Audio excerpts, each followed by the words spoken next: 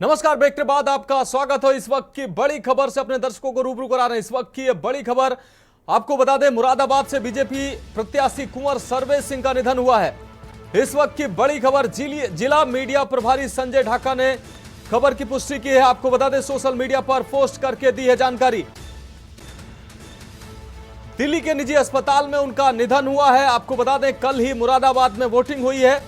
तो मुरादाबाद से इस वक्त की बड़ी खबर, बीजेपी प्रत्याशी कुंवर सर्वेश का निधन हुआ है। जिला मीडिया प्रभारी संजय ढाका ने इस खबर की पुष्टि की है। सोशल मीडिया पर पोस्ट करके जानकारी दी गई है। तो दिल्ली के निजी अस्पताल में सर्वेश का निधन हुआ है। आपको बता दें, बीजेपी प्रत्याशी कुंवर सर्वेश सिंह का निधन हुआ है। मुरादाबाद से इस वक्त की बड़ी खबर, जिला मीडिया प्रभारी संजय ढाका ने इस खबर की पुष्टि की है। आपको बता दें कि मुरादाबाद में कल ही चुनाव हुए हैं और बीजेपी के तरफ से प्रत्याशी थे सर्वेश सिंह, कुंवर सर्वेश सिंह। आज उनका निधन हुआ। दिल्ली के एक निजी अस्पताल में इलाज के दौरान उनका निधन हुआ है। तो कल मुरादाबाद लोकसभा सीट पर मतदान संपन्न हुआ है और आज बीजेपी प्रत्याशी कुंवर सर्वेश सिंह का निधन हो गया है। आपको बता दें कि सोशल मीडिया पर पोस्ट के माध्यम से यह जानकारी दी है। जिला मीडिया प्रभारी ने सोशल मीडिया पर यह जानकारी दी है। दिल्ली के एक निजी अस्पताल में उनका निधन हुआ है। तो मुरादाबाद से इस वक्त की बड़ी खबर, बीजेपी प्रत्याशी कुंवर सर्वेश सिंह का निधन हुआ है। कल ही मुरादाबाद में वोटिंग हुई थी और आज बीजेपी प्रत्याशी की मौत की खबर सामने आई है। दिल्ली के एक अस्पताल में सर्वेश सिंह का इलाज चल रहा था, जहां आज उनका निधन हुआ है। सर्वेश सिंह के निधन पर मुरादाबाद जिले में शोक की लहर दौड़ गई है। तो इस वक्त की यह बड़ी खबर, बीजेपी उम्मीदवार कुंवर सर्वेश सिंह का देहांत हुआ है। मुरादाबाद से यह खबर आपको दिखा रहे हैं। सोशल मीडिया पर पोस्ट के माध्यम से जिला मीडिया प्रभारी ने यह जानकारी दी है।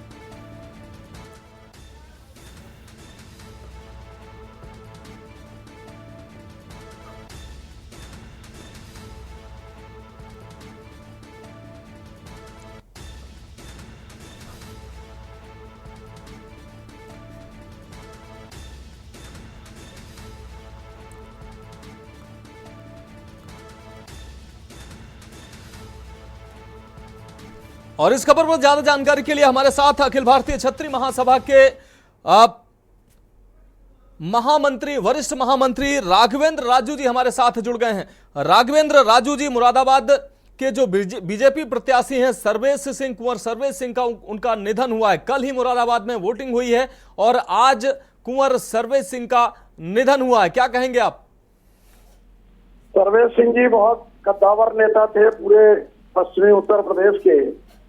उनके बेटे भी विधायक हैं और निश्चित तौर पर आज 20 अप्रैल 2024 को उनका जो निधन अखिल भारतीय आयुर्वेदिक संस्थान नई दिल्ली में हुआ 71 वर्ष की आयु में, मैं समझता हूं समाज के लिए एक बहुत बड़ी क्षति है, क्योंकि उनकी एक जनमानस में एक बड़ी पहचान थी। वह सर समाज के हिंदूवादी नेता थे और वो 2014 में, क्योंकि मैं लोकसभा में माननीय हरवंश सिंह जी के साथ था तो अक्सर उनसे मिलता रहता था और सर्वेश सिंह जी 2014 से 2019 तक सांसद रहे। पिछला चुनाव वो हार गए थे, लेकिन इस बार उनके जीतने की पूरी संभावनाएं थी और भारतीय जनता पार्टी ने उनको मजबूत और कद्दावर नेता मानते हुए रामपुर में उनका टिकट घोषित किया था। और निश्चित तौर पर मैं समझता हूं कि ये बहुत बड़ी आज दुखद सूचना हमको मिली। कल ही मतदान संपन्न हुआ था और मैं समझता हूं भाभी श्रीमती साधना सिंह जी और एक बेटा एक बेटी भी है उनके, तो ठाकुर द्वारा रामपुर और उनके आसपास जितने भी पारिवारिक लोग हैं, मैं इस दुख की घड़ी में अखिल भारतीय छत्री महासभा, करनी सेना और तमाम जो हिंदूवादी संगठन है सभी की तरफ से मैं उनके शोक संतप्त परिवार को सांत्वना देता हूं और उनके समर्थकों से भी कहूंगा कि भाई निश्चित तौर पर जीवन और मृत्यु तो निश्चित है, लेकिन सर्वेश भाई बहुत जल्दी चले गए हमारे बीच में और ये व्यक्तिगत बहुत बड़ी समाज की क्षति है और इस क्षति को निश्चित तौर पर तो कैसे मैं कहूं, राघवेंद्र जी श्रद्धांजलि उनको देता हूं। राघवेंद्र जी, आप करीब से सर्वेश सिंह जी को जानते रहे हैं। क्षत्रिय समाज के लिए भी एक छवि है, एक क्षति है। भाजपा के लिए भी निश्चित रूप से ये बड़ी क्षति हुई है। कल वोटिंग के दौरान उनकी तबीयत बिगड़ी थी और उसके बाद उनको अस्पताल में भर्ती कराया गया था और आज उनका दुखद निधन हुआ है। जी जी जी बिल्कुल, बहुत दुखद घटना है। एम्स में उनकी आज जो है अचानक तबीयत खराब थी। कुछ दिन से अस्वस्थ तो वो चल रहे थे, बीच बीच में चुनाव प्रचार के दौरान भी ये खबरें आ रही थी। और कुंवर सर्वेश सिंह जी, जिन्हें राकेश सिंह के नाम से भी लोग जानते थे, 23 सितंबर 1952 को उनका जन्म हुआ था। और मैं समझता हूं कि आज 20 अप्रैल 2024 को जो उनका निधन हुआ है, वह भारत में एक बहुत अच्छे सांसद के रूप में रहे हैं और पश्चिमी उत्तर प्रदेश के एक अनुभवी राजनीतिक ठाकुर समाज और ठाकुर जाति से थे। वह अच्छे और कद्दावर नेताओं में माने जाते थे। लोग अलग अलग उन्हें कहते थे। 1991 में, 2007 में, 2012 में, 2014 तक ठाकुर द्वारा से 5 बार वो विधायक रहे हैं जी। तो हमारे तो सारे लोगों के पारिवारिक रिश्ते रहे हैं और मैं अक्सर जाता था तो बड़ा प्रेम उनका पूरे परिवार से रहता था। और अभी हमारे तमाम लोग उनके चुनाव में भी गए थे तो वो बता रहे थे कि जीत की पूरी उनकी संभावनाएं हैं। अब निश्चित तौर पर राघवेंद्र जी, उनका जो बेटा है, राघवेंद्र जी जैसा कि आपने बताया, राघवेंद्र जी जैसा कि आपने बताया कि काफी करीबी थे आपके लिए निजी क्षति है। आप कोई अपना उनके साथ का कोई एक ऐसा पल जो के न्यूज के साथ साझा करना चाहें? नहीं, मैं कई कार्यक्रम में किया हूँ अखिल भारतीय क्षत्रिय महासभा की जी। कई कार्यक्रमों में उनका पूरा स्नेह और सम्मान मिलता रहा। जब 215 नॉर्थ एवेन्यू में 2014 से 2019 तक वो माननीय कुंवर हरवंश सिंह जी, जो अखिल भारतीय क्षत्रिय महासभा के राष्ट्रीय अध्यक्ष हैं, वो पारिवारिक रिश्ते थे उनके और वो अक्सर आते रहते थे। और काफी बार मैं उनके घर पे भी गया। उनके जो देखने वाले थे, उनका बेटा जो कुंवर सुशांत सिंह है, वर्तमान में बरहापुर से भारतीय जनता पार्टी का विधायक है। निश्चित रूप से राघवेंद्र जी आपका बहुत शुक्रिया इस अनुभव को साझा करने के लिए। जफर नकवी हमारे साथ बीजेपी नेता जुड़ गए हैं। जफर नकवी जी, सर्वेश सिंह का दुखद निधन हुआ है। कल ही चुनाव संपन्न हुए, चुनाव के दौरान उनकी तबीयत बिगड़ी थी, आज उनका दुखद निधन हुआ है। आपकी पहली प्रतिक्रिया? सबसे पहले बहुत ही दुखदायी पल है तमाम भाजपा के कार्यकर्ताओं के लिए कि हमारे एक वरिष्ठ नेता जिनका एक दुखद जो है निधन हुआ है। इस पे हम सभी लोग शोकाकुल हैं और परिवार को भी इस संकट के समय में तमाम लोगों से बस यही कह सकते हैं, क्योंकि ईश्वर की जो माया है उसके आगे किसी की नहीं चलती। लेकिन हाँ, एक हमारे परिवार के वरिष्ठ जन का जो है निधन हुआ है, जो काफी दुखदायी है और परिवार के लिए और हमारे भाजपा परिवार के लिए भी काफी दुखदायी पल है। और इस असहन पीड़ा में हम बस यही कामना कर सकते हैं कि ईश्वर की आत्मा को शांति दे और शोकाकुल परिवार को इस कठिन समय में जो है संयम रखने की जो है क्षमता दे। निश्चित रूप से जफर नकवी जी, जिस तरीके से सर्वेश सिंह की अगर बात की जाए, सर्वेश सिंह सरल स्वभाव के थे, वो काफी लोकप्रिय नेता थे। निश्चित रूप से उनका जाना दुखद खबर तो है ही है। बीजेपी के लिए भी ये निश्चित रूप से ये एक पार्टी के तौर पर निजी क्षति है। जफर नकवी जी आपका बहुत शुक्रिया इस अपने अनुभव को साझा करने के लिए। तो आपको बता दें कि मुरादाबाद के प्रत्याशी, भाजपा प्रत्याशी कुंवर सर्वेश सिंह का निधन हुआ है। कल वोटिंग के दौरान उनकी तबीयत बिगड़ी थी और आज दिल्ली के एक निजी अस्पताल में उनका दुखद निधन हुआ है। तो बीजेपी उम्मीदवार कुंवर सर्वेश सिंह का देहांत हुआ है। मुरादाबाद में शोक की लहर, उनके चाहने वालों में ये खबर जैसे पहुंची है उनमें शोक की लहर दौड़ गई है और अलग अलग नेताओं ने अपनी भावनाएं व्यक्त की हैं उनके निधन के बाद। तो मतदान के बाद सर्वेश सिंह की तबीयत कल बिगड़ी थी, जिसके बाद उनको अस्पताल में भर्ती कराया गया था। और आज नमस्कार, मैं हूं मनोज माना, स्वागत है आपका हमारी खास पेशकश चुनावी अखाड़ा में। फिलहाल सियासत का यह अखाड़ा घमासान का सबब बना हुआ है। मौसम के तल्ख तेवरों के बावजूद शुक्रवार को मतदान संपन्न हुआ है। फिलहाल आज हम आपके लिए लाए हैं जिन लोकसभा सीटों पर मतदान हो चुका है, वहां की जनता का क्या रुझान रहा और जीत हार को लेकर कैसे कैसे दावे किए गए, इस मसले पर हम बात करेंगे। तो देखिए हमारी रिपोर्टें।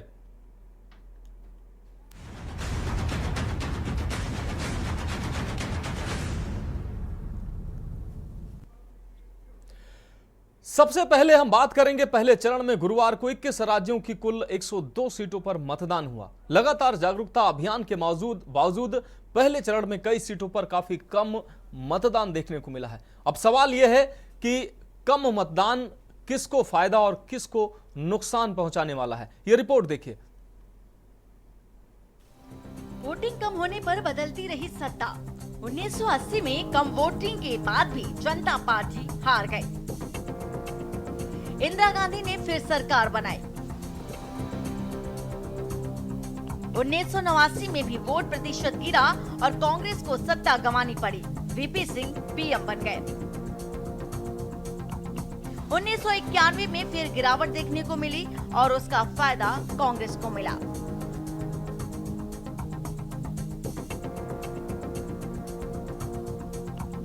लोकसभा चुनाव में पहले चरण का मतदान संपन्न हो चुका है। 62.37% मतदान के साथ इस बार जनता का उत्साह कुछ कम दिखाई दिया। कई ऐसी सीटें सामने आई जहां पर पिछले चुनाव के मुकाबले कम वोटिंग देखी गई। अब दावे अपनी जगह हैं और वहां भी 6 सीटें हाई प्रोफाइल मानी जा सकती हैं। उन सीटों पर बड़े चेहरों के बीच लड़ाई देखी गई। बीजेपी के लिए बड़ी चिंता। बीजेपी के लिए एक बड़ा चिंता का सबब ये भी माना जा सकता है कि वो जहां जहां पर सबसे ज्यादा मजबूत है वहां पर इस बार जनता में कम उत्साह देखने को मिला है। बिहार में इस बार सिर्फ 47% के करीब मतदान हुआ है और जो कि पिछली बार 53% था। इस तरह मध्य प्रदेश में पिछली बार 75% मतदान देखा गया, जो कि इस बार घटकर 63% ही रह गया। अगर राजस्थान पर गौर किया जाए तो वहां पर भी ऐसा ही देखा गया कि वोटिंग प्रतिशत घटने से बीजेपी को ज्यादा नुकसान बताया जा रहा है। उत्तराखंड में मतदाताओं की उदासीनता के मायने। वर्ष 2019 के लोकसभा चुनाव में गढ़वाल संसदीय क्षेत्र में कुल मतदान 55.17% था और इस बार यह घटकर 48.81% ही रह गया है। प्राप्त आंकड़ों के अनुसार 5 विधानसभा क्षेत्रों में मतदान 37% से 42% के बीच सिमट गया है और उत्तराखंड में इस बार के चुनाव में मतदाताओं में काफी उदासीनता देखी गई। राज्य में करीब 55.89% मतदाताओं ने अपने मताधिकार का प्रयोग किया और यहां आंकड़ा पिछले लोकसभा चुनाव के मुकाबले लगभग 7% कम रहा। उत्तराखंड के उधम सिंह नगर जिले में सबसे अधिक 61.5 तो अल्मोड़ा में सबसे कम 40.87% मतदान रहा। इसके साथ ही 55 प्रत्याशियों के भाग्य का फैसला भी ईवीएम में बंद हो गया। इनमें भाजपा के राष्ट्रीय मीडिया प्रमुख अनिल बलूनी, केंद्र राज्य मंत्री अजय भट्ट, पूर्व केंद्रीय राज्य मंत्री अजय टम्टा, पूर्व मुख्यमंत्री त्रिवेंद्र सिंह रावत, कांग्रेस के पूर्व अध्यक्ष गणेश गोदियाल, पूर्व सांसद प्रदीप टम्टा व वरिष्ठ कांग्रेस नेता व पूर्व मुख्यमंत्री हरीश रावत के बेटे वीरेंद्र रावत प्रमुख हैं। वहीं उत्तराखंड में कम मतदान के पीछे कई वजह भी मानी जा रही हैं। निर्वाचन आयोग और स्टार प्रचारकों के तमाम प्रयासों के बावजूद मतदाता पिछली बार की अपेक्षा बूथों तक नहीं पहुंच सके, जिससे मतदान प्रतिशत वर्ष 2009 के आसपास ही थम गया। निर्वाचन आयोग के पिछले लोकसभा चुनाव के आंकड़ों को देखें तो साल 2004 में सबसे कम यानी कि 49.25% ही रह गया। इसके बाद चुनाव दर चुनाव इसमें बढ़ोतरी हुई और इस बार 55.89% मतदान ने राजनीतिक दलों के साथ ही विश्लेषकों को भी चौंका दिया। हालांकि भाजपा कांग्रेस अभी भी जीत का दावा कर रहे हैं। एक और जहां भाजपा 25 लाख वोटों के अंतर से उत्तराखंड को जीतने का दावा कर रही है, तो वहीं दूसरी ओर कांग्रेस इसे सत्ता विरोधी लहर भी बता रही है। सवाल ये है कि आखिर क्यों मतदाता इतने प्रचार प्रसार के बाद भी अपने घरों से मतदान के लिए नहीं निकला। राजस्थान का वोटिंग पैटर्न डिकोड। अगर बात पिछले 5 लोकसभा चुनाव नतीजों की करें तो राजस्थान में 2 बार ऐसा देखने को मिला है कि वोटिंग कम होने से बीजेपी को नुकसान झेलना पड़ा है। इस बार राजस्थान के 12 सीटों पर 57.87% मतदान हुआ है और पिछले चुनाव में ये आंकड़ा 63.71% था। एक बड़ा पहलू ये भी है कि 1999 में राजस्थान में 53.34% मतदान हुआ। अटल बिहारी वाजपेयी तब प्रधानमंत्री थे और इसके बाद 2004 के चुनाव में वो घटकर 49.6% ही रह गया और उसका फायदा कांग्रेस को मिला। इसी तरह 2009 में फिर वोटिंग में कुछ कमी हुई और आंकड़ा 48.44% ही रह गया और फिर कांग्रेस ने ही बाजी मारी। लेकिन 2014 में मोदी लहर के दौरान वोटिंग प्रतिशत में बड़ा जंप देखने को मिला और बीजेपी ने सारी 25 सीटें जीत ली थी। फिर 2019 में और बड़ा जंप आया, बीजेपी ने फिर सभी सीटों पर कब्जा कर लिया। लेकिन इस बार खेल पलटा है। राजस्थान में सिर्फ 57.87% मतदान हुआ है, जो कांग्रेस के लिए उम्मीद जगा रहा है। वैसे अगर इस वोटिंग प्रतिशत से बड़ी पिक्चर समझने की कोशिश करें तो यहाँ भी एनडीए खेमे के लिए ज्यादा अच्छी खबर नहीं निकलती है। पिछले 12 लोकसभा चुनाव के नतीजों का अध्ययन करने के बाद पता चलता है कि 5 बार वोट प्रतिशत गिरा था और उसका सीधा फायदा विपक्षी पार्टियों को हुआ और सत्ता केंद्र बदल गए। इंडिया गठबंधन के लिए सबसे बड़ा शुभ संकेत ये है कि 2004 में भी वोटिंग प्रतिशत गिर गया था, तब अटल बिहारी वाजपेयी का शाइनिंग इंडिया कैंपेन ठहरा। अब इस बार 2024 में फिर ज्यादातर बड़े राज्यों में पहले चरण में कम वोटिंग देखने को मिली है, यानी कि क्या इंडिया वालों के अच्छे दिन आने वाले हैं। स्पेशल डेस्क के न्यूज इंडिया।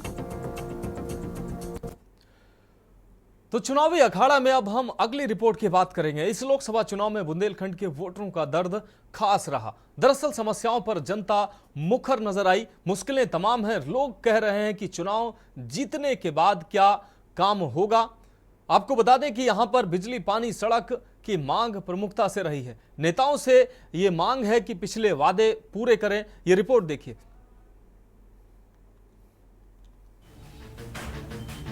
मध्य प्रदेश और उत्तर प्रदेश के कुछ हिस्सों तक फैला बुंदेलखंड रीजन देश के सबसे पिछड़े इलाकों में से एक है।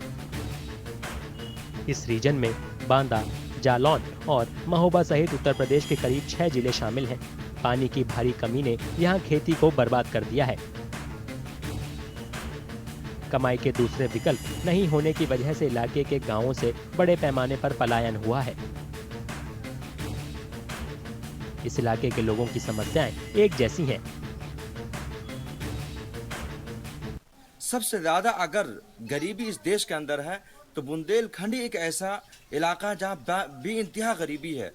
बेइंतहा गरीबी होने की वजह यह है कि आज बुंदेलखंड इतना बड़ा क्षेत्र होने के बावजूद भी आज भी किसी भी तरीके से रोजगार का किसी तरीके से कोई भी इंतजाम सरकार द्वारा नहीं कराई गई है, चाहे वो जिसकी भी सरकार उत्तर प्रदेश के अंदर रही हो या केंद्र में रही हो।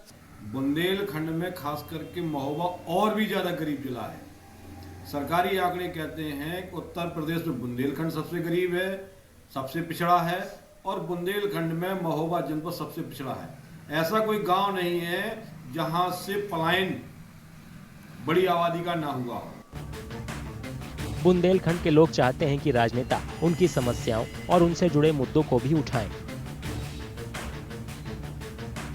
बाहर रहते हैं, बाहर चले जाते हैं, मतलब गाँव छोड़ के गुजरात में रहते हैं बच्चे सही। यहाँ जो है कोई पालन पोषण हो नहीं पाता, यहाँ गुजारा है नहीं है, वहीं अपना कमाते खाते हैं। ये समस्या है कि खेती बाड़ी कम है हमारे पास, तो अपना चले जाते हैं काका से गुजरात की तरफ, वहीं कमाते खाते हैं, परिवार चलाते हैं। और मतलब अगर यहाँ कोई धंधा फैक्ट्री वैक्ट्री लग जाए तो क्यों जाए हम बाहर। कई ऐसे वोटर हैं जो राज्य और केंद्र सरकार को सपोर्ट करते हैं, लेकिन बेरोजगारी और पलायन को यहाँ की सबसे बड़ी समस्या मानते हैं। मोदी सरकार और योगी सरकार बहुत अच्छा काम कर रही है और बस अगर चुनावी मुद्दे की बात करते हैं तो 2 मुद्दे हो सकते हैं, जैसे कि बेरोजगारी और यहाँ से लोगों का पलायन। तो गांव के लोग हैं वो बाहर बड़े शहरों में जा रहे हैं और यहाँ से पलायन कर रहे हैं। तो अगर थोड़ा सा गवर्नमेंट इस पर ध्यान दे तो बहुत अच्छा रहेगा कि लोगों को रोजगार प्रदान कराएगा। भाजपा जिस हिसाब से काम कर रही है उस हिसाब से विपक्षी लोगों के पास तो मुद्दे नहीं बचे हैं, लेकिन लोकल स्तर पर बहुत मुद्दे हैं। यहाँ पर बुंदेलखंड के महोबा में बेरोजगारी एक बहुत बड़ा मुद्दा है।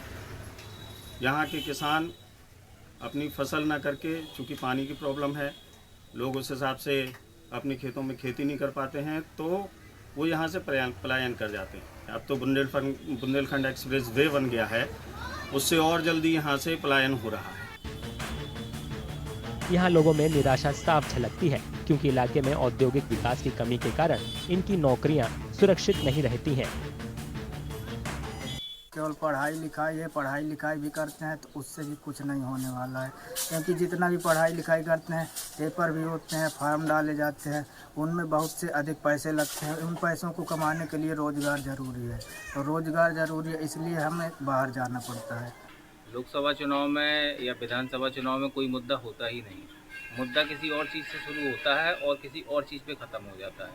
शुरुआत होती है शिक्षा और बेरोजगारी से, और जाके जात पात पे और इस पे वोटिंग शुरू हो जाती है और ये मुद्दे ख़त्म हो जाते हैं। क्योंकि अगर ये मुद्दा होता शिक्षा और बेरोजगारी, तो अभी तक हमें तो किसी इलेक्शन में लगा नहीं कि इसमें कोई मुद्दा हो। एक तो शिक्षा का मुद्दा है, जिसमें कि शिक्षा की बेरोजगारी बहुत है और कोई व्यवस्था नहीं है शिक्षा की। यहाँ अच्छी तरह जो है शिक्षा हो, इसके लिए हम लोग चाहते हैं कि सरकार जो है शिक्षा के विषय में ज़्यादा ध्यान दे। और दूसरा मुद्दा है आपका जो इंडस्ट्रियल एरिया है पूरी तरह से बंद हो चुका है। वहाँ पे लोगों के काम की जो एक कमी है, मतलब लोग जाते नहीं हैं। जब काम नहीं है, इंडस्ट्रियल एरिया बंद है, तो कोई जाता नहीं है। सूखाग्रस्त इलाकों में किसानों को कई तरह के संकट का सामना करना पड़ता है। इसमें कम पैदावार से लेकर आवारा पशुओं से उनकी फसल को होने वाला नुकसान शामिल है। समस्या ये है कि जानवर लगते हैं, अन्ना जानवर खेतों में चर जाते हैं और रात रात भर तेके परेशान रहते हैं। इसका कोई गौशाला है जो ऐसे है, गौशाला में नहीं बंद किए जाते हैं, बंद करते हैं, छोड़ भाग आते हैं गोरू। नंबर 1 तो बेरोजगारी, नंबर 2 किसानों की समस्या। क्या समस्या है? बीजेपी सरकार लगातार 10 साल से वादा कर रही है कि किसानों की आय दुगनी कर देंगे, उनको आर्थिक समृद्धि ला देंगे, लेकिन वो ऐसा करने में अभी तक नाकामयाब रही। बेरोजगारी स्थिति तो आप तो आंकड़ों के हिसाब से समझ जाएंगे। अभी उत्तर प्रदेश में हाल में देख लीजिएगा, 60,000 वैकेंसियों में 80 लाख फार्म भरे गए। लोगों का हाल क्या है वो अलग है, लोग जो अभी तक फार्म नहीं भर पाए।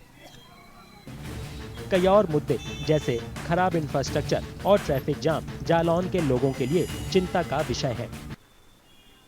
हमारे लोकसभा क्षेत्र उरई जालौन, तो यहाँ पे सबसे बड़ी समस्या है खस्ता हाल सड़कें, दूसरा है अन्ना पशु, तीसरा अपने यहाँ बेरोजगारी बहुत है। यहाँ पे कोई कंपनी नहीं है, कोई रोजगार का साधन नहीं है। तो हम लोग यही सोच के मतदान करना चाहेंगे इस बार कि आम जनमानस को सहूलियत रहे, सरकार इस हिसाब से अपनी रणनीतियाँ बनाए, काम करे। मुख्य बातें यही हैं। शहर के अंदर जाम की समस्या बहुत है। उरई शहर में एक तो जो गली हैं, रास्ते हैं, वो बहुत ही छोटे हैं, ठीक है। आए दिन जाम लगता है, जगह जगह जाम लगता है, जगह जगह एक्सीडेंट होते हैं डिवाइडरों की वजह से। जो जनरल जो लोग हैं उनको बहुत दिक्कत होती है। एक तो ई रिक्शे की इतनी भरमार हो रखी है कि बहुत ज़्यादा परेशानी होती है लोगों को, मोटरसाइकिल चलने वालों को, पैदल चलने वालों को। तो इस पर थोड़ा सा सरकार को ध्यान देना चाहिए, ये बहुत ज़रूरी है। जल जीवन मिशन के तहत इस इलाके में पीने के पानी का संकट कुछ कम हुआ है, लेकिन बेरोजगारी, विकास की कमी से जुड़े मुद्दे वोटरों की चिंता बने हुए हैं। 2019 के आम चुनाव में बीजेपी ने बुंदेलखंड की सभी लोकसभा सीटें जीती थी। तो चुनावी अखाड़ा में अभी ब्रेक का वक्त हुआ है। ब्रेक के बाद हम अगली रिपोर्ट की बात करेंगे।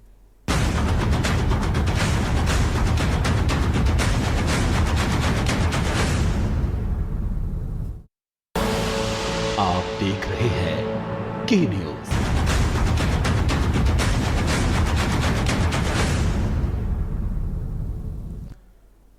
तो ब्रेक के बाद एक बार फिर से आपका स्वागत है हमारी खास पेशकश चुनावी अखाड़ा में।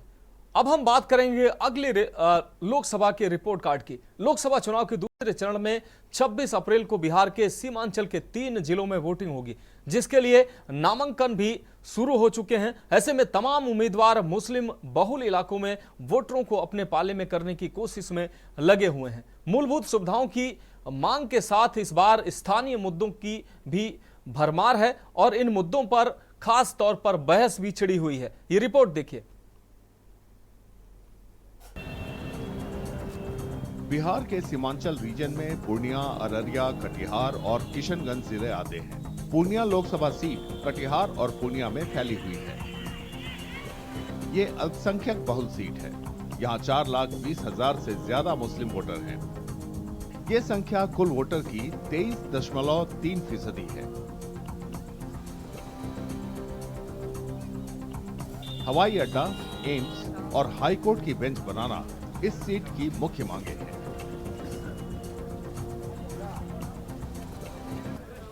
चिकित्सा का हब होते हुए भी यहाँ पर वो सुविधाएं नहीं प्राप्त होती है मेडिकल की दिशा में जो मिलनी चाहिए, है ना।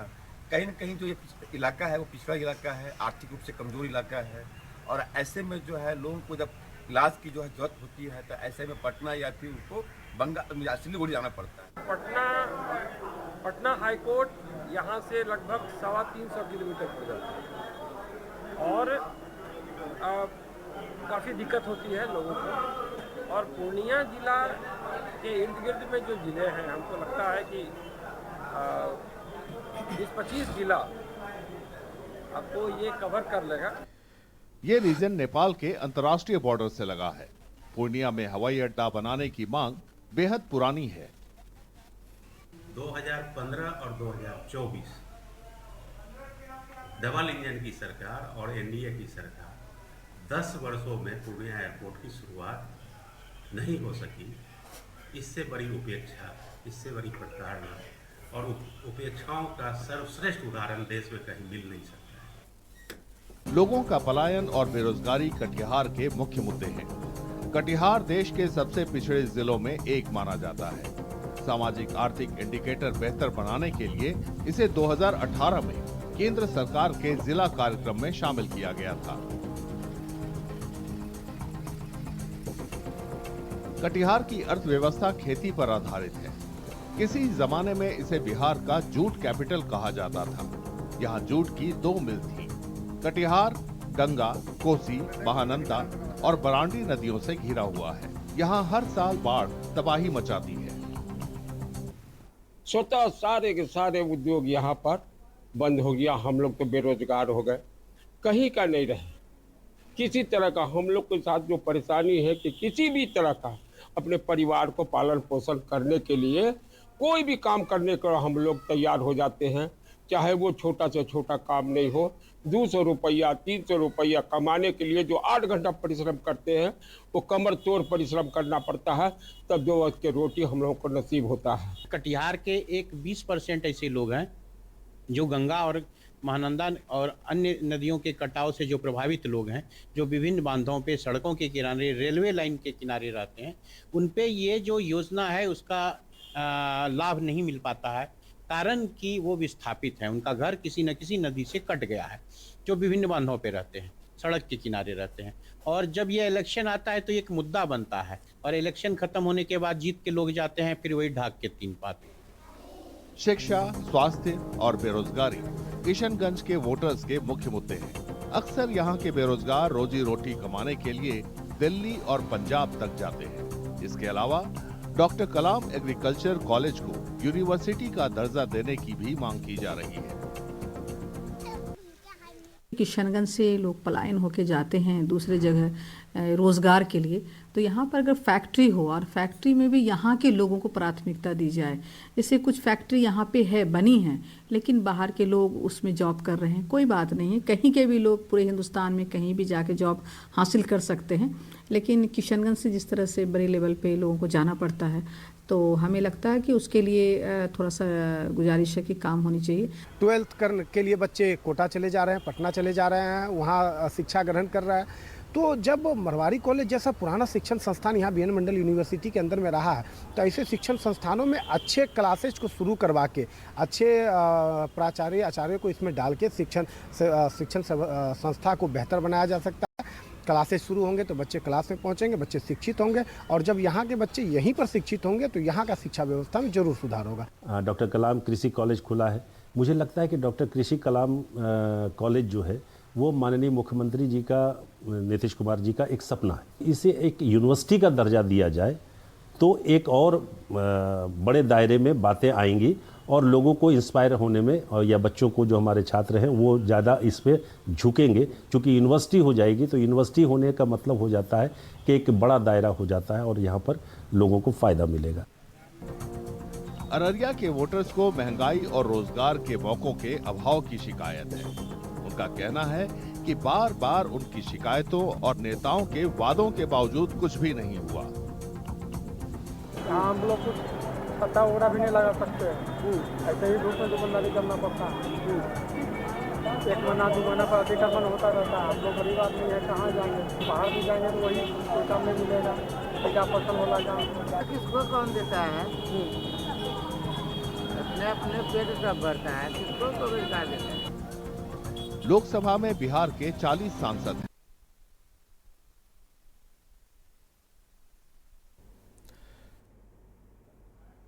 तो हमारी खास पेशकश चुनावी अखाड़ा में अब अगली रिपोर्ट की बात करते हैं। पश्चिमी राजस्थान में चुनाव का जोर जोरों पर है। बाड़मेर के वोटरों को नेताओं से इस बात की शिकायत है कि वो चुनाव जीतने के बाद समस्याओं पर ध्यान नहीं देते हैं। आपको बता दें कि जनता को अधूरे वादों पर भी जमकर शिकायत है। यहां कांग्रेस को जीत की आस है तो वहीं बीजेपी जीत का भी दम भर रही है। ये रिपोर्ट देखिए। पश्चिमी राजस्थान के बाड़मेर में थार रेगिस्तान का अहम हिस्सा आता है। ये जगह अपने मंदिरों, किलों और शानदार ऐतिहासिक विरासत के लिए दुनिया भर में मशहूर है। बाड़मेर को देश के 5वें सबसे बड़े जिले और राजस्थान में क्षेत्रफल के हिसाब से तीसरे सबसे बड़े जिले के तौर पर भी जाना जाता है। बाड़मेर लोकसभा सीट को काफी अहम आंका जाता है। इसके तहत आने वाली 8 विधानसभा सीटों में जैसलमेर भी शामिल है। 2024 के आम चुनावों से पहले जैसलमेर के लोगों का कहना है कि बीजेपी के मौजूदा सांसद कैलाश चौधरी ने उनसे कई वादे किए थे जो अब तक अधूरे हैं। राजनीतिक विश्लेषकों का भी मानना है कि चौधरी के साथ विरोधी लहर है। कैलाश चौधरी मौजूदा केंद्र सरकार में कृषि राज्य मंत्री हैं। बीजेपी ने उन्हें बाड़मेर लोकसभा सीट से एक बार फिर मैदान में उतारा है।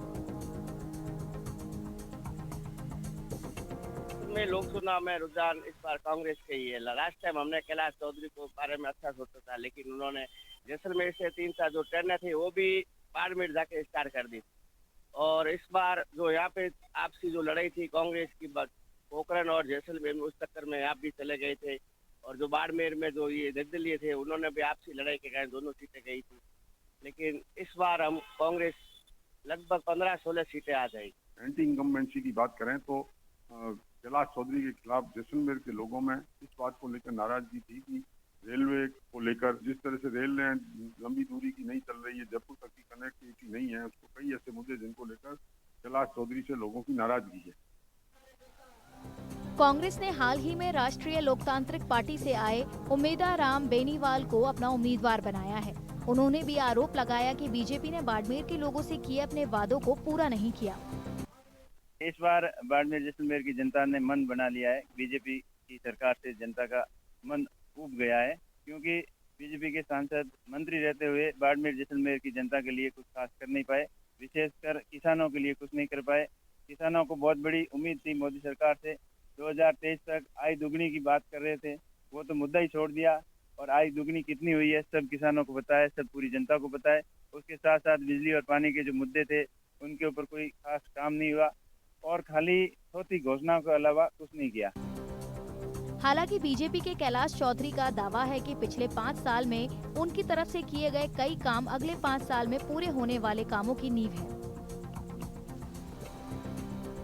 आने वाले कल में भारत विकसित राष्ट्र बनेगा और हमारा जो बाड़मेर जैसलमेर है वो भी निश्चित रूप से आगे बढ़ेगा, क्योंकि बाड़मेर जैसलमेर हो चाहे राजस्थान हो, सब जगह पर एक ही है कि हमारे देश को विकसित बनाना है। जब तक छोटे से छोटे गांव का विकास नहीं होगा, जब तक गरीब का उत्थान नहीं होगा, तब तक भारत विकसित राष्ट्र नहीं बन सकता। तो मुझे लगता है कि जितने भी काम हुए ये आने वाले समय के अंदर, ये तो अभी नींव रखने का काम हुआ है, असली मीनार अगले आने वाले 5 साल के अंदर होगी। और 26 अप्रैल को होंगी। बाड़मेर में दूसरे चरण में 26 अप्रैल को वोटिंग होगी।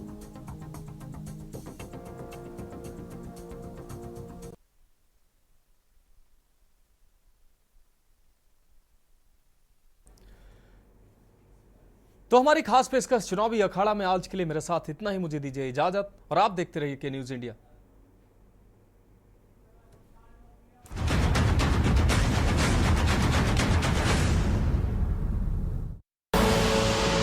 देख रहे हैं के न्यूज, खबरों का सारथी।